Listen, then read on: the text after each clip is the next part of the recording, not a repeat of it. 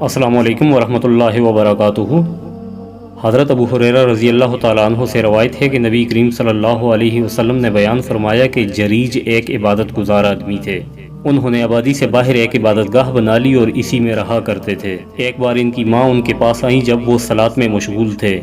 ماں نے پکارا، اے جریج جریج۔ ماں کی آواز سن کر کہنے لگے، یا رب، ایک طرف میری ماں ہے اور دوسری طرف میری صلاۃ ہے، کسے اختیار کروں؟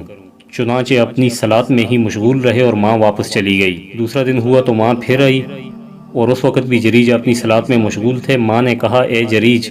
انہوں نے کہا، یا رب، ایک طرف میری ماں ہے اور دوسری طرف میری صلاۃ ہے، اور پھر اپنی صلاۃ میں مشغول رہے۔ ماں واپس پلٹ گئی۔ تیسرے دن بھی یہی واقعہ ہوا۔ ماں آئی، جریج کو پکارا، جریج صلاۃ میں مشغول تھے۔ انہوں نے اپنی ماں کو جواب دینے کے مقابلے میں صلاۃ میں مشغول رہنا اختیار کیا۔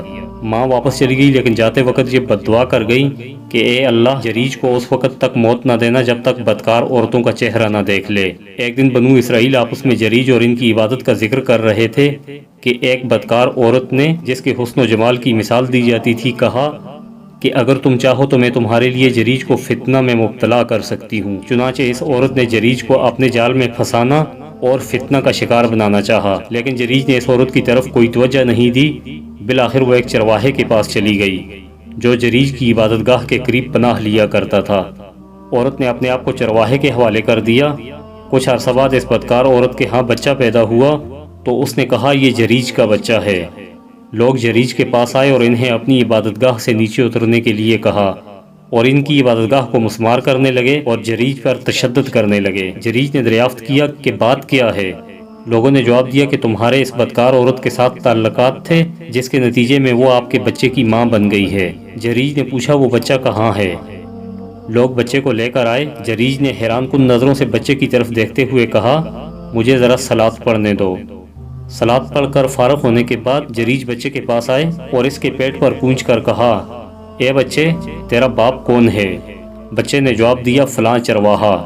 یہ سننا تھا کہ لوگ جریج کو چومنے لگے اور ان سے تبرک لینے لگے اور کہنے لگے، ہم آپ کی عبادت گاہ کو سونے سے تعمیر کر دیتے ہیں۔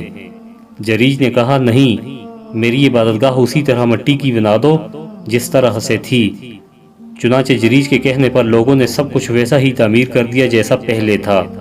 ابن حجر رحمۃ اللہ علیہ نے اس حدیث کی شرح میں لکھا ہے کہ اس حدیث سے کرامات اولیاء کا ثبوت ملتا ہے۔ نیز یہ بھی لکھا ہے کہ جو شخص اللہ کے ساتھ اپنا معاملہ سچا رکھے اسے فتنے ضرر نہیں پہنچا سکتے، اور یہ کہ اللہ تعالیٰ آزمائش اور مصیبت کے اوقات میں اپنے اولیاء کے لیے ان سے نکلنے کا راستہ پیدا فرما دیتا ہے۔ اللہ پاک ہمیں شر سے محفوظ فرمائے اور ہمیشہ اپنے سائے میں رکھے۔